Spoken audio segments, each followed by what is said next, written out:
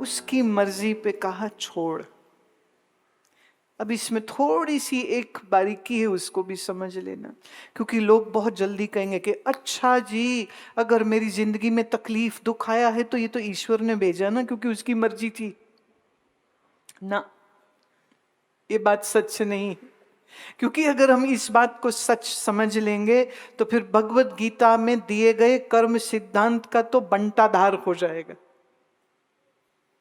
कर्म सिद्धांत ये कहता है कि ईश्वर ने आपको बुद्धि दी है, राइट।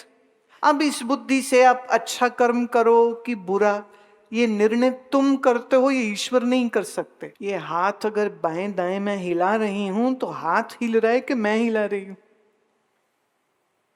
और पैरालिसिस हो जाए किसी को, अधरंग, फिर वो चाह के भी हिला नहीं सकता, तो वो हाथ को कितना ही बोले कि हाथ उठ जा, उठता नहीं है। और तुम्हें मालूम पैरालिसिस होने का कारण क्या है? High blood pressure. क्या कारण है? हाई ब्लड प्रेशर क्यों होता है? दो कारणों से। एक, तुम्हारा खाना पीना गलत है। दो, तुम चिंता बहुत करते हो। तो यहां जो जो बैठे हैं और ब्लड प्रेशर की गोली खाते हैं, मैं उन सब से कह रही हूं कि आप एक काम ये करिए कि शाम का भोजन तुम 7 बजे से पहले पहले खत्म कर दिया करो। 7 बजे के बाद कुछ मत खाओ।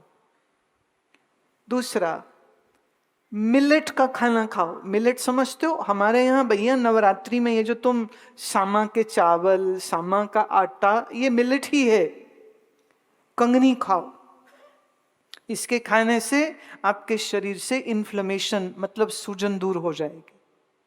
तीसरा, अगर आपको ब्लड प्रेशर है तो सुबह खाली पेट 2 लहसुन की कलियां दांत के तले रख के दबाइए और पानी से निगल जाइए।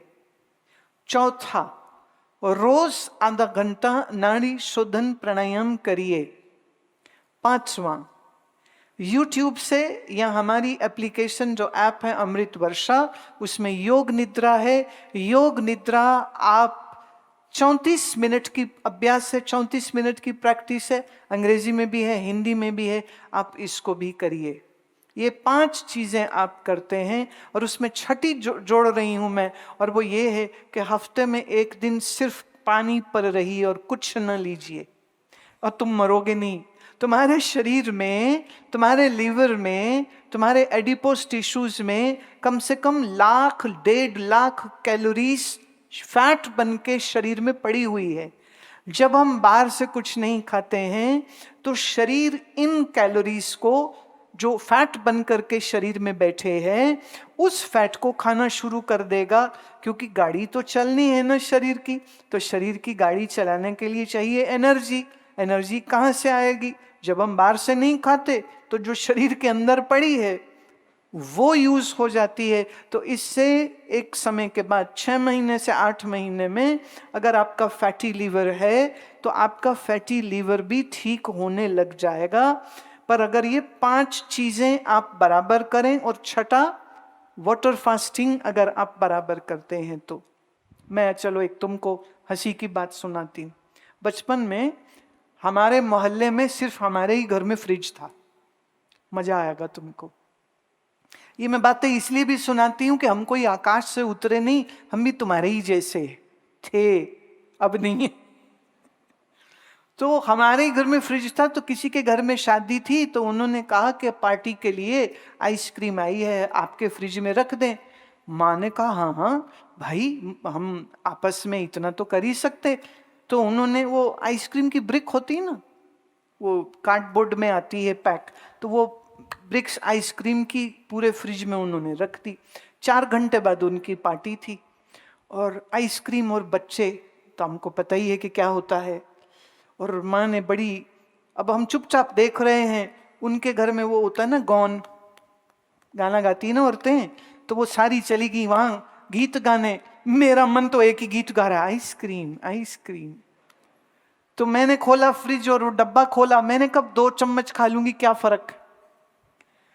तो जो 2 चम्मच एक डब्बे से, 2 दूसरे से, तीसरे से, चौथे से, सारे आइसक्रीम के डब्बों को हमने भोग लगा दिया।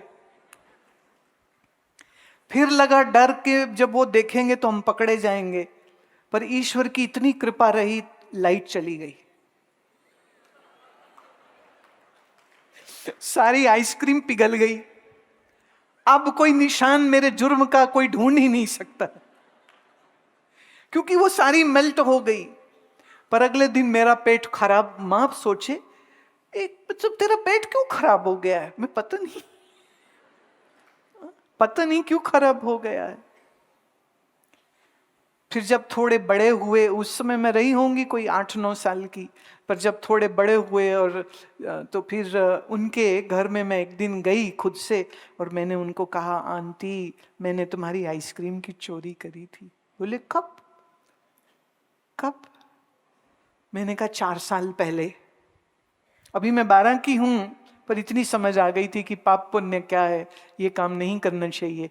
मैंने कहा आप मुझको जो पनिशमेंट देना चाहो मैं ले लूंगी मैं, पर मैंने तो पाप किया है। तो मेरे सिर पे हाथ फेर के कहते, नहीं, बच्चे पाप थोड़ी करते, आइसक्रीम थी तुमने खा ली, कोई दिक्कत नहीं।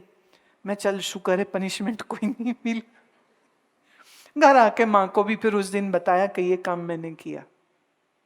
तो माँ ने उस समय पर बोला कि देखो उस दिन तो चलो इज्जत हमारी बच गई, लेकिन आगे से ये काम नहीं करना। अगर कोई हमारे पास अपनी अमानत रखे तो उसको बेईमानी नहीं करनी चाहिए। माँ ने मेरी बड़ा अच्छा सबक दिया ना। तो इधर इसको आनंद मूर्ति गुरु में बोलते हो ना, तो ये भी एक सबक आज दे रही है।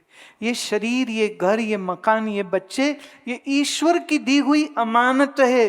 तुम बेईमानी करके मैं मेरा मत करो, तुम्हारा नहीं है, ये तुम्हारा नहीं है। जिस दिन सब कुछ ईश्वर का है, ये निश्चय पूर्वक तुम समझ लोगे, उस दिन के बाद तुम्हारे जीवन से चिंता का नामो निशान नहीं रह जाएगा। कैसे रह सकता? मेरा है तो मैं फिक्र करूं, सब ईश्वर का है, ईश्वर मेरे ही हृदय में बैठे हुए हैं। ईश्वरा सर्वभूतानां हृदय से अर्जुन तिष्ठति, जो मेरे ही हृदय में बैठा है, जो हर मन का आधार है। परमात्मा वो नहीं जो किसी मंदिर या किसी गुरुद्वारे के अंदर, वहां उसका चिन्ह है और वो बहुत प्यारा है, बहुत सुंदर है। लेकिन साक्षात ईश्वर श्री कृष्ण भगवान गीता में कहते, ममई वांशो जीवलोके जीव भूत सनातना। ये जीव मेरा पुत्र है, ये जीव मेरा अंश है, मैं इनका पिता हूं। पिता हमस्य माता, मैं ही इस सारे जगत की मां हूं। अगर उस नाते से भी देखें तो परमात्मा मेरे मां है, मेरे पिता है, हम उनके हैं, वो हमारे हैं। उन्होंने ये इतना सुंदर शरीर बना के दिया है। आंखों से देखते हो, कानों से सुनते हो, जीभ से बोलते हो, खाते हो, पीते हो, चलते हो, फिरते हो, ईश्वर की बनी इस सुंदर सुंदर सृष्टि का आनंद लेते हो। आनंद लेने में मैं कोई दोष नहीं कह रही हूं, कोई दोष नहीं है, बस मेरा मत कहो, मेरा नहीं है। घर है, ईश्वर की दी हुई प्रसादी है। एक ने कहा, नहीं जी कम पैसे तो मैं कमाए सी। मैंने कहा, जिस शरीर से पैसे कमाए थे वो शरीर तेरे बाप ने नहीं बनाया था, वो शरीर भी ईश्वर ने बनाया था। उस शरीर के अंदर सोचने समझने की बुद्धि ईश्वर ने दी थी, तो ईश्वर शक्ति से सब कुछ हुआ, तेरा कैसे हो गया?